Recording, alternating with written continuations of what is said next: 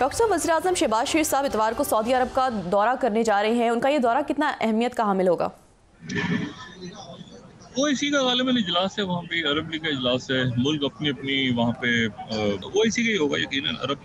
तो नहीं है। मैंने नहीं फॉलो किया उस बात को, लेकिन जाहिर है कि ओआईसी के इजलास में जो है वो मुख्तलिफ इस्लामी ममालिक आएंगे, दूसरे ममालिक होंगे। अगर ओआईसी का इजलास हो रहा है तो या शायद उनकी गुजाती, मुझे क्लैरिटी नहीं है उस पर। लेकिन असल बात यह है कि सऊदी अरेबिया जो है उनके अपने बहुत से इशूज़ हैं और बड़ा इंपॉर्टेंट रोल है सऊदी अरेबिया का कमिंग डेज में। और मैं आपको ये भी बताऊं कि जो रवायती जो इससे पहले यानी 2000 में जो सऊदी अरेबिया के हुक्मरान थे या 2007 में थे या उसके बाद भी कुछ अरसे तक थे, ये मौजूदा जो वहाँ के वली अहद हैं और वज़ीर आज़म हैं मोहम्मद बिन सलमान, अगर आप इनको जाके बताएं कि उनके साथ कोई पुराने लोगों से ताल्लुक था तो वो बहुत नेगेटिव जाता है। हमारे यहाँ कुछ लोगों का ख्याल ये है कि सऊदी नहीं, वो बहुत नेगेटिव जाता है। अगर आप बताएं कि जी वो उस वक्त के जो हुक्मरान थे उनसे ताल्लुक था, MBS की एक नई सोच है और MBS बड़ा प्रोग्रेसिव और वो बहुत ज़बरदस्त किस्म की एक विजन के साथ सामने है। MBZ जो UAE के हैं वो भी बहुत ज़्यादा, और जो उनका भी विजन है, तो उसमें यह है कि उसमें अब तय्यब एर्दोगन एक स्ट्रॉन्ग मैन है। ये सारे ये बड़े मजबूत क़यादत के साथ और बड़े जो है ना इनका वाइड एक जो है वर्ल्ड व्यू है, वो बड़ी क्लैरिटी के साथ है। मसला ये है कि हमारे यहाँ जो ये सेटअप है ना, मैंने कहा इसको ओनर कोई नहीं है, इसको ओन कोई नहीं कर रहा और इसका जो वाले वारिस कोई नहीं है। अब इसमें नया पॉलिटिकल कैसे इमर्ज हो, मतलब मुझे बताएं ना, मुझे बताएं कि हमारे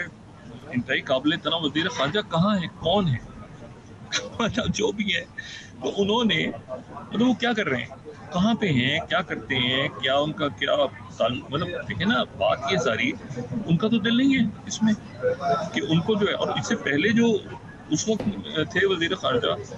वो उन्होंने तो पूरी 2018 की मैं बात कर रहा हूँ, उन्होंने बड़ी कोशिश की थी कि ट्रम्प के साथ मामला तय हो, नहीं बात बनी थी।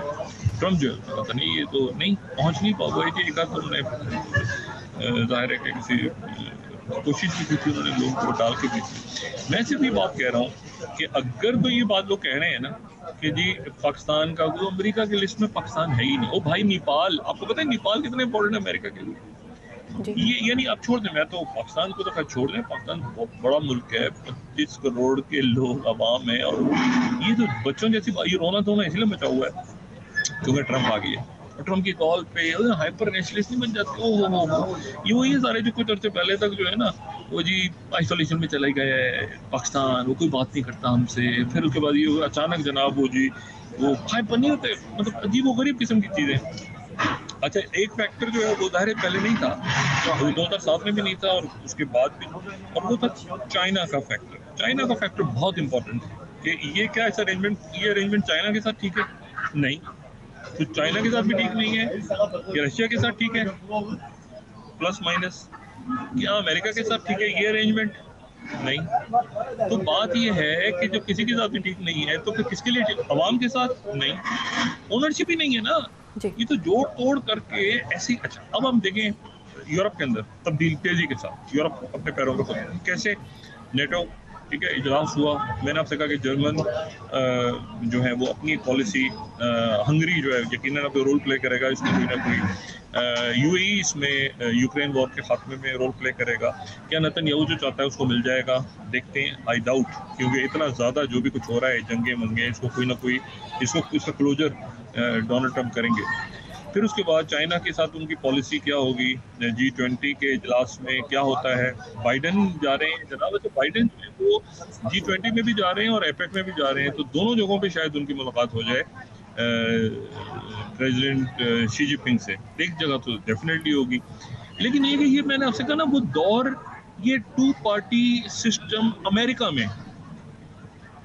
2 पार्टी सिस्टम खत्म हो गया है। मैं अपनी बिल्कुल एक अपनी ऑब्जर्व, खत्म हो गया 2 पार्टी सिस्टम, ना रिपब्लिकन है ना डेमोक्रेट्स हैं, ये ट्रम्प की दुनिया है, ये ट्रम्प का अमेरिका है और ट्रम्प के साथ फिर दुनिया अपने आप को अलाइन करना है उसने। रिपब्लिकन थिंक टैंक्स फारिग रवायती, मैंने कहा ना बुश नजर ही नहीं आया कहीं, आपको ओबामा नजर आ रहा है, आपको मिशेल ओबामा नजर आ रही है, आपको हिलरी क्लिंटन नजर आ रही है, कहीं बुश नजर आया आपको?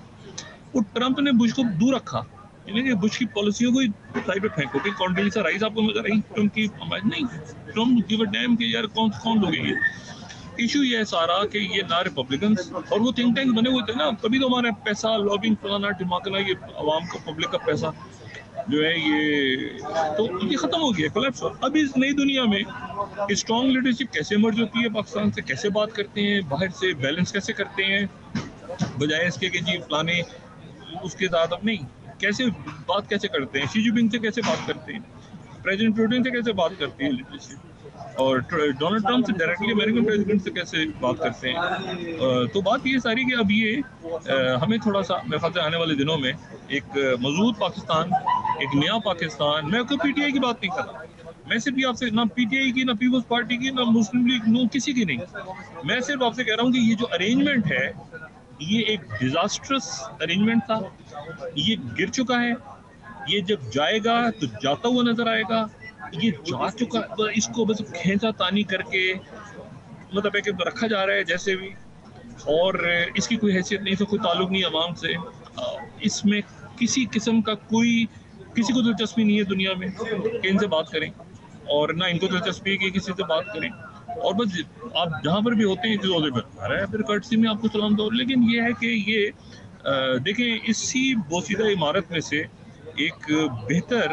तगड़ा सिस्टम आगे आएगा, और वो सिस्टम कम से कम ये नहीं होगा जिसका कोई वाली वारिस ही नहीं है, देखो सब छोड़ के भाग गए, सभी ने छोड़ दिया इसको अपने हाल पे छोड़ दिया। अब ये है कि ये अदालतों के थ्रू होगा, कैसे होगा, क्या होगा। मेरे ख्याल से कल मैं इस पोजीशन में हूँगा कि थोड़ा सा अभी तो ट्रांजिट में हूँ और ज़्यादा शायद बात नहीं कर पाऊँ, लेकिन मैं सिर्फ आपको ये बता रहा हूँ कि जो भी, अगर मुझे किसी ने कहा कि वो फलाना आदमी कह रहा है कि जी पाकिस्तान में अमेरिका की इम्पोर्टेंस ख़त्म हो गई है, मैंने कहा अच्छा ख़त्म हो गई है तो कैमला हैरिस के साथ कैसे, फिर बाइडेन इंतजामिया के साथ कैसे लगे हुए थे, तो ये क्यों लॉबिंग कर रहे थे, क्यों वहाँ पे जो है वो अच्छा जी इनखला के बाद दिलचस्पी नहीं रही, अच्छा दिलचस्पी नहीं रही तो इनखला तो हो चुका था,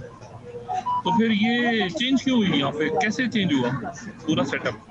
इनखला के बाद चेंज हुआ ना बाइडेन इंतजामिया में, कैसे हुआ फिर उसके बाद। तो बात ये है कि ये बहुत से लोग फंस गए, और मैं खासा भी जान छुड़ाएं, इस सिस्टम को जितनी जल्दी डिसऑन करेंगे वो, ट्वीटें डिलीट करें, बयान डिलीट करें, जो करना है करें, अपनी जान छुड़ाएं इस पूरे बोसीदा निज़ाम से और मुल्क को आगे लेके चलें। जी बहुत शुक्रिया डॉक्टर साहब। नाज़रीन, के साथ आज का प्रोग्राम अपने अख्ताम को पहुंचा, मुझे स्मैरा सलीम को इजाज़त दीजिए, अल्लाह निगहबान। जी डॉक्टर साहब, अपने दोस्तों रिश्तेदारों गुरदनवा के लोगों का सब ख्याल रखिएगा।